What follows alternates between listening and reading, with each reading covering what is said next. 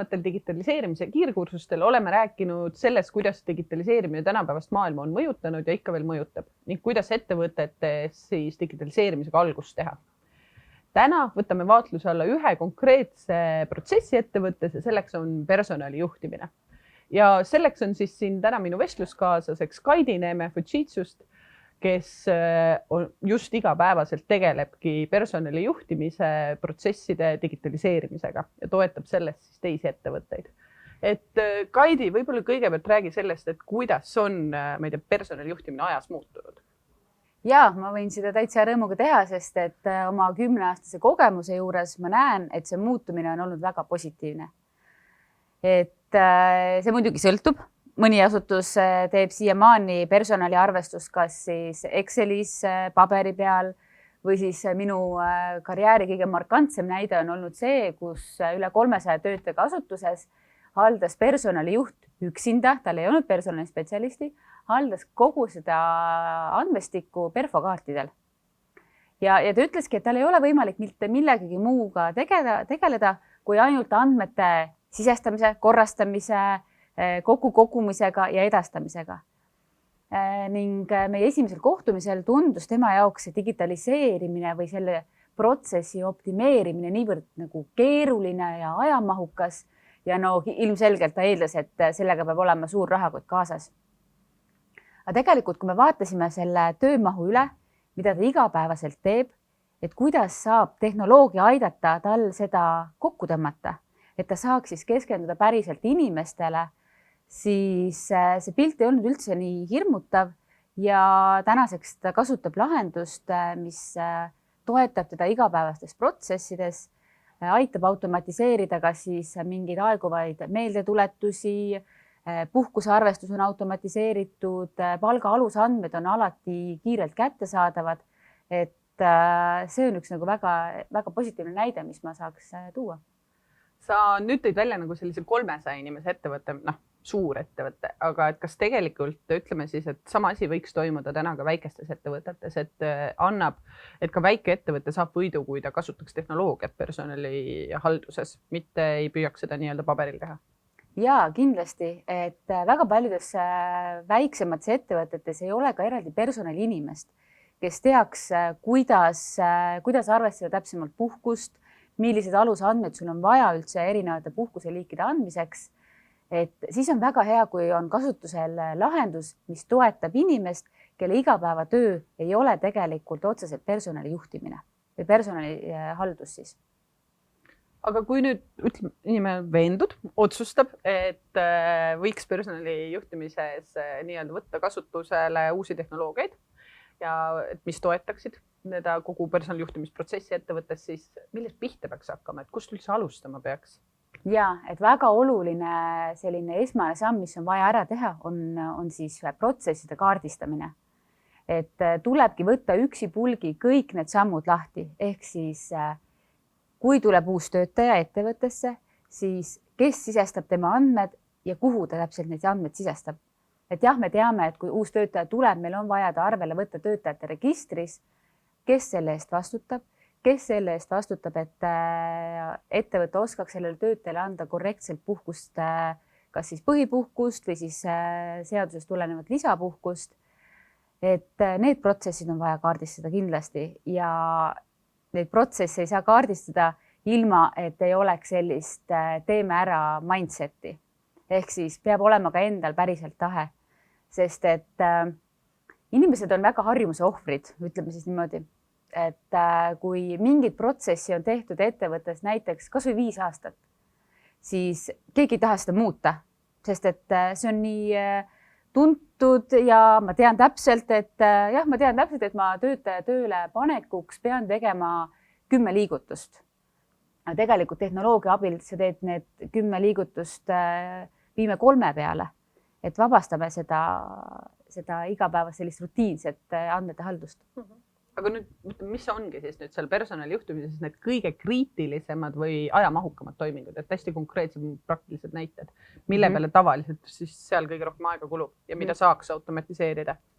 Ja, et üks kindel teema, mis on ajakulukas ja mille üle peab väga täpselt arvestus pidama, on puhkused.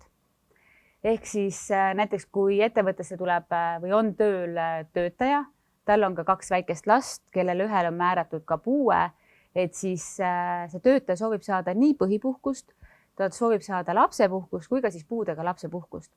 Et kuidas tagada seda, et see töötaja teab alati, et milline on tema nende erinevate puhkusepäevade jääkide arv ja et kuidas ta saab neid puhkuseid välja võtta.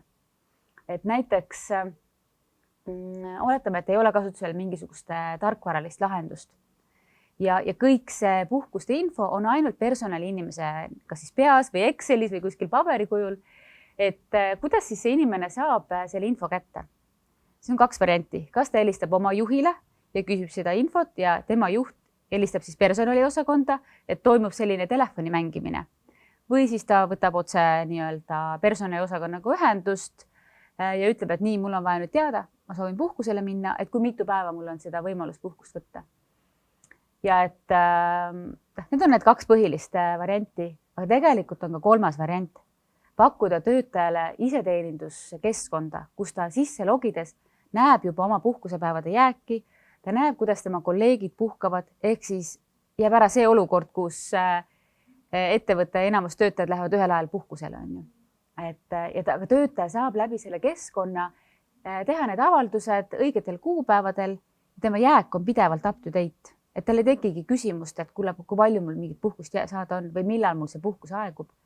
See teavitus võiks minna automaatselt juhile, et näed, et see töötaja soovib minna puhkusele, juht kinnitab selle ära ja see liigub edasi siis kas siis personali või siis palgaarvestaja nii-öelda valdusesse, kes õigel ajal maksab siis töötajale ka puhkusetasud. Et see tegelikult automatiseerib ära kogu selle protsessi ka, et kas on asendujad olemas sinu sellel ajal, kui sina puhkad näiteks ja et kogu selle nagu nii-öelda mängimise ja üks pusle. Just. Aga ma ei tea, on võimalik tuua numbriliselt välja, mis see konkreetne võit on? On see võit, ma ei tea, rahas, on see võit tööajas? Kui suurest võidust me nagu tänu tehnoloogiale räägime siin? Et need näited on erinevaid, mida võib tuua, sest et see kõik ju oleneb ettevõtte suurusest. Et siin, aga üldiselt see puhkuse arvestus on kõige ajamahukam just aasta alguses. Ja tegelikult ka jooksvalt aasta jooksul, et kuidas siis, kui ma olen aasta algusel puhkuse plaani paika pannud, et kuidas ma siis saan kindel olla, et ma õigel ajal ikkagi puhkusele lähen. Aga kui rääkida nüüd sellest nagu ajavõidust ja sellega ka siis rahalisest võidust, ma arvan, et kõige sellisem keskmisem näide on see, et muidu see puhkuse haldus või kõik see plaani koostamine võib siin 3-4 nädalat võtta, aga see on võimalik tehnoloogia abil siis siin 3-4 päeva peale võtta. Ja kui me paneme need töötunnid ka juba nii-öelda rahanumbritesse, et siis see võit on täitsa ilusti olemas. Päris märgatav. Päris märgatav, ütleme siis nii. Väga hea. Minu arust siin nagu tõestab väga hästi, et milleks nagu seda personalijuhtimise nagu tehnoloogilist abi kasutada ja miks on see hea. Aga nüüd tekib tegelikult siit ju järgmine küsimus, aga kuidas valida endale sobivamat personalijuhtimise tarkvara? Et siin sellist kuldset reeglit või kuldset lahendust ei ole. Et pigem tuleb alati lähtuda sellest, et millised on ettevõtte enda vajadused. Et võib-olla on need ettevõtte protsessid lihtsalt niivõrd keerukad, et iga lahendus ei sobi. Et siis kõige olulisem on jälgida seda, et see lahendus, mida valitakse, peaks kindlasti olema kaasaegne, ta peaks olema nii-öelda elav lahendus, ehk siis pidevalt see areneb.